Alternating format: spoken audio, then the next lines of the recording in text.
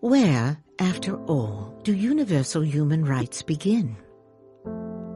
After World War II, it was clear that the horrors of the war should never be allowed to occur again. Founded in 1945, the United Nations sought to prevent future atrocities by affirming, in its foundational charter, faith in fundamental human rights, the dignity and worth of the human person, and a commitment to promote better standards of life in larger freedom. In the years that followed, member states of the United Nations strived to develop the human rights provisions of the Charter and capture them in a single document. It took 3 years to agree on a common vision. On the 10th of December, 1948, the General Assembly of the United Nations adopted the Universal Declaration of Human Rights as a common standard of achievement for all peoples and all nations. Still, it is the first step in a great evolutionary process. It is the first occasion on which the organised community of nations has made a declaration of human rights and fundamental freedoms, and it has the authority of the body of opinion of the United Nations as a whole. And millions of people, men and women and children all over the world, will turn for hope and guidance and inspiration to this document. While history alone can determine the historic significance of an event, it is safe to say that the declaration before us may be destined to occupy an honorable place in the procession of positive landmarks in human history. The declaration consists of a preamble and 30 articles, with Article 1 powerfully proclaiming that all human beings are born free and equal in dignity and rights.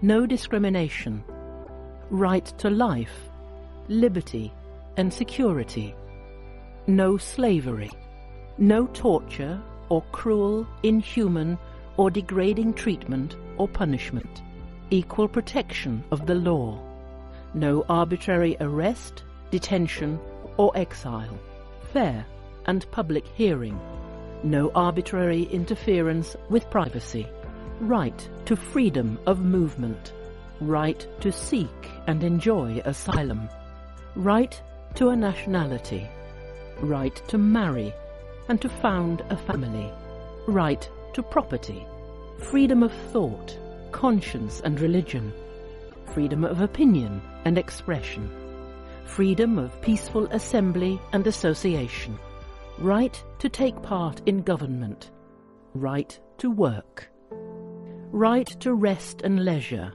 right to food, clothing, housing, medical care and social services, right to education, right to participate in cultural life.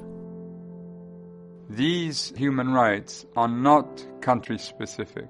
They are not a reward for good behavior or particular to a certain era or social group. They are the rights of people of every color, from every race and ethnic group, whether or not they have disabilities, citizens or migrants, no matter their sex, their class, their caste, their creed, their age or sexual orientation.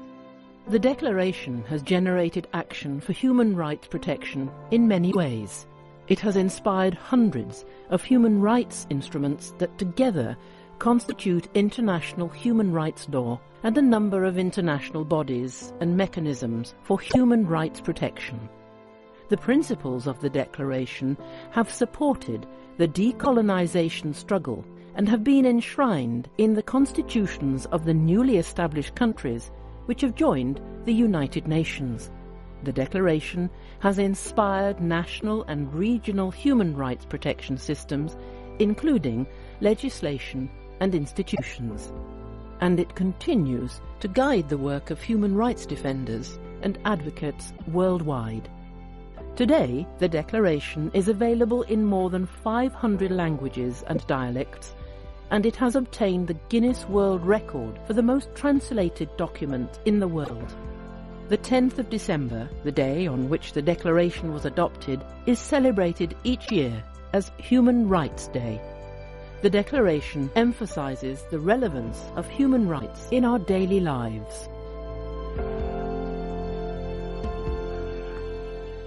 Where, after all, do universal human rights begin? In small places, close to home, so close and so small that they cannot be seen on any maps of the world. Yet they are the world of the individual person, the neighborhood he lives in, the school or college he attends, the factory, farm, or office where he works. Such are the places where every man, woman, and child seeks equal justice, equal opportunity, equal dignity without discrimination.